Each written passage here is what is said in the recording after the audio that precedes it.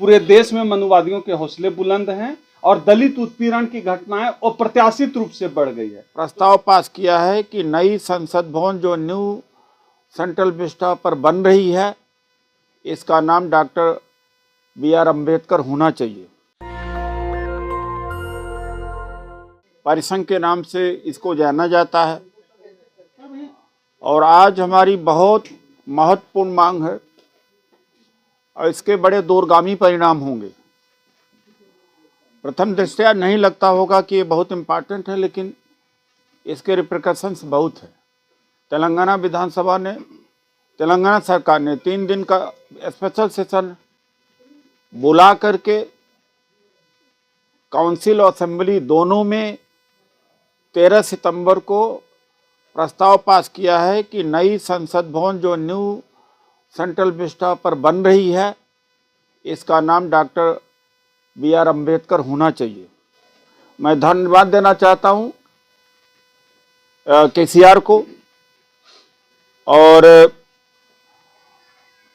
मल्लू रवि विक्रमार्का को, जो CLP leader हैं, कांग्रेस के हैं।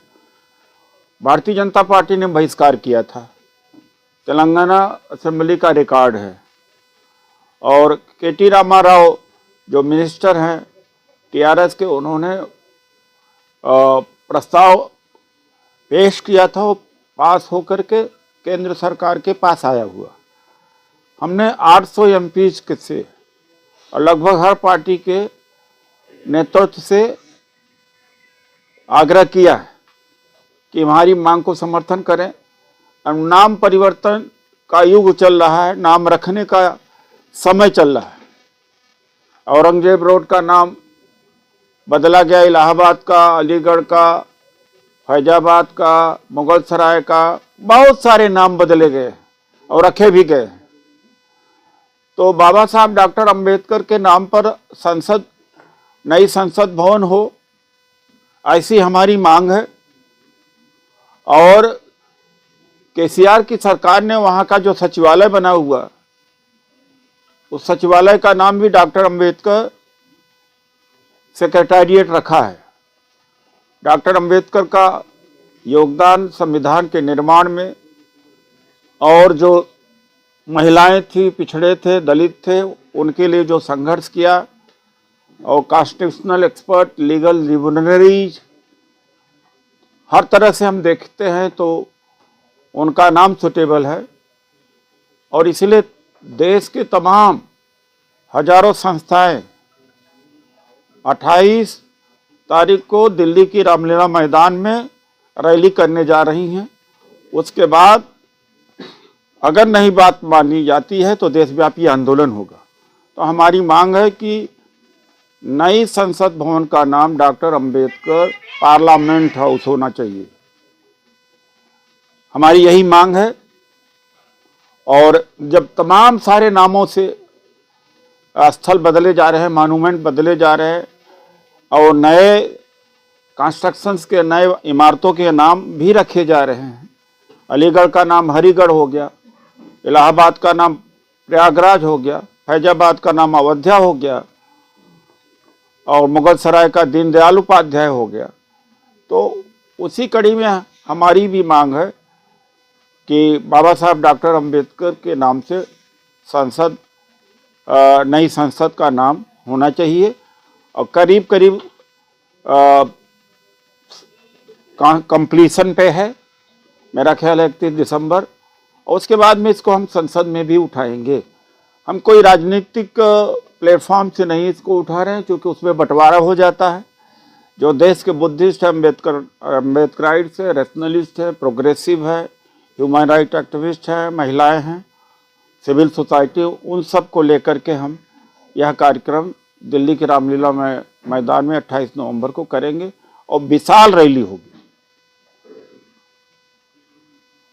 हमारे साथी ओम सुधा जी, डॉक्टर ओम सुधा जी की बड़ी मेहनत रही है लगातार, क्योंकि मैं तो सामाजिक कार्य इतना नहीं देख पाता हूँ, और इनकी बड़ी टीम है, हमारी बड़ी टीम है।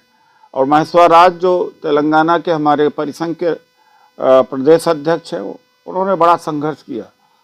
उसका परिणाम हमें देखने को मिला कि तेलंगाना की विधानसभा ने पास करके मोदी सरकार को आग्रह किया है कि मोदी सरकार विचार करे और नाम रखे। हमारे राष्ट्रीय अध्यक्ष जी ने जो अभी बात कही, नई संसद का नाम बाबा साहब डॉक्टर अंबेडकर के नाम पे करने के साथ साथ जो SC ST OBC समाज के जुड़े हुए मुद्दे हैं, जिसके लिए हमारे राष्ट्रीय अध्यक्ष जी लगातार 1997 से संघर्ष कर रहे हैं, वो तमाम मुद्दे भी हमारे इस रैली में शामिल हो गए। मुख्य मुद्दा तो है ही, उसके साथ साथ जो आरक्षण का सवाल है, जो ताबड़तोड़ निजीकरण चल रहा है, उसका सवाल है, सरकारी प्रतिष्ठान जो बेचे जा रहे हैं, वोट बेचे जा रहे हैं, उसका बता दीजिए। इन तमाम सवालों पर साथ ही साथ जब से नरेंद्र मोदी जी की सरकार आई है 14 के बाद, पूरे देश में मनुवादियों के हौसले बुलंद हैं और दलित उत्पीड़न की घटनाएं अप्रत्याशित रूप से बढ़ गई है। तो लगातार उसके लिए हम लोग संघर्ष कर रहे हैं, चाहे हाथरस हमारे राष्ट्रीय अध्यक्ष जी का दौरा हो, जाना हो, परिजनों से मिलना हो, या पूरे देश में कहीं भी दलित उत्पीड़न की घटनाएं होती है तो हमारे संगठन के पदाधिकारी, हमारे संगठन के लोग, हमारे राष्ट्रीय अध्यक्ष जी लगातार उसके लिए संघर्ष करते हैं। तो ये तमाम मुद्दे उन मुद्दों के साथ साथ शामिल होंगे और खास तौर पे ये जो कॉलेजियम सिस्टम है, न्यायपालिका में, उच्च न्यायपालिका में आरक्षण के लिए भी हमारे संगठन परिसंघ की एक लंबी लड़ाई, लंबी परंपरा रही है उसके खिलाफ संघर्ष की। तो वो मुद्दे भी शामिल रहेंगे जो 28 नवंबर की रैली है उसमें। अगर 28 के बाद में सरकार आपकी मांग को नहीं मानती है तो फिर क्या कोई दूसरा विकल्प चुनेंगे? देखिए, एक बहुत बड़ा आंदोलन BP मौर्य जी ने किया था। उस समय लाखों लोग जेल में गए थे। उसका परिणाम हुआ कि डॉक्टर अंबेडकर की प्रतिमा बनी संसद में। तो वही एक रास्ता है कि जनता के बीच जाएंगे और जिले स्तर पर, प्रदेश स्तर पर धरना प्रदर्शन और तमाम विभिन्न जो राजनीतिक दल हैं उनसे संपर्क किया जाएगा। सर, जो कहते दलित सांसद हैं, SC ST के चुनकर आते हैं और 1000 करीब विधायक हैं, क्या आपने उनसे कोई सहयोग मांगा है इसमें? वो ज़्यादातर मरे पड़े हुए हैं, उनकी हिम्मत नहीं है। मैं संसद में 5 साल तक था, सत्ता पक्ष का होकर के जितना बात, जो जनून बातें होती, चाहे GST का विरोध करना हो, जुडिशियल सिस्टम हो, और भी बातें हैं, उठाया करता था, वो नहीं कर हो पाएंगे। सर, किसानों का करीब 13 महीने आंदोलन चला था, बड़ी मुश्किल से उनकी जो है वो कानून वापस हुआ था, तो क्या लग रहा है आसानी से मानेगी सरकार आपकी मांगों को? मुझे मालूम है कि नहीं मानेगी, लेकिन एक बात भी मैं बता दूं कि 2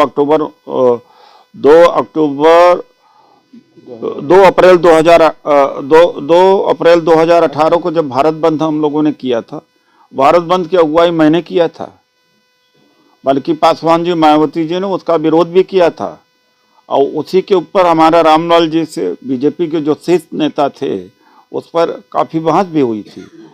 तो अंत में दोनों बातें मानी गई। भारत बंद के बाद दोनों बातें मानी गई। एक तो SC ST एक्ट का बात है, दूसरा रोस्टर सिस्टम की बात थी। तो ऐसी बात नहीं कि सरकारें नहीं मानी।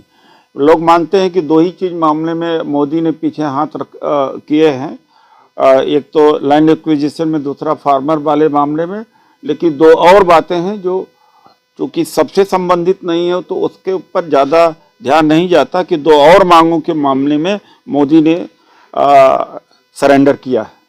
सर, बहुत सारे संगठन है बाबा साहब के नाम पर, बहुजनों के नाम पर, कितने संगठन आ रहे हैं आपके इस पूरी रैली में? देखिए, न मेरा है, न इनका है, न उनका है, सबका है। तो आना चाहिए सबको। खबर गया है हजारों लाखों को, आना चाहिए। और मुझे लगता है कि उस दिन रामलीला मैदान में एक अच्छी रैली होगी। हम लोगों ने तो अपील की है कि जो भी संगठन है अपना झंडा, अपना डंडा, अपना बैनर लेके आए। हमारे लिए कॉन्स्टिट्यूशन महत्वपूर्ण है, हमारे लिए बाबा साहब का मिशन महत्वपूर्ण है। सबका है, इसमें कोई नेतागिरी किसी की नहीं है। मैंने तो यह भी कहा कि भाई, मैंने तो अपना नाम आगे किया भी नहीं हूँ। सब लोग आए, सबसे अपील है। आप लोगों के चैनल के माध्यम से हम लोग अपील भी करते हैं कि सब लोग जुटे इसमें। लोगों के जो लोग आएंगे उनको कुछ रुकने खाने की व्यवस्था, कोई पॉइंट ऐसा हो जहाँ पे लोग? हमारे लोग इस तरह के होते ही नहीं।